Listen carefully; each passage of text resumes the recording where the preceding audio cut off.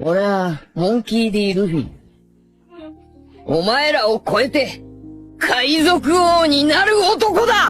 どうもこんにちは皆さん、イシャモです。أشرمة مو يوندمو يدسيو لوفي والجير 5. الفترة الأخيرة طلعت إشاعات بتقول إن في أنيميتور كتب تويتاية بيقول فيها إن في تعاون هيجي قادم ما بين لولي تونز وما بين وان بيس في إنتاج حلقة معينة، وغالبا الحلقة دي هتكون حلقة الجير 5.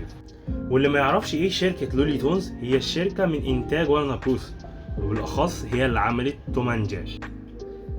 كمان اودا صرح قبل كده وقال ان احد اهم الهاماته ما بين فايت ما بين لوفي وكايدو وتحول لوفي للجير 5 هو احد اشهر المسلسلات اللي هو توم اند جيري، كان بيلمح.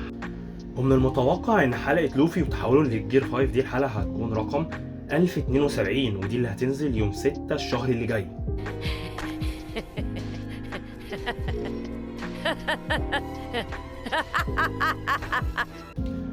بس كده، ون بيس عمك.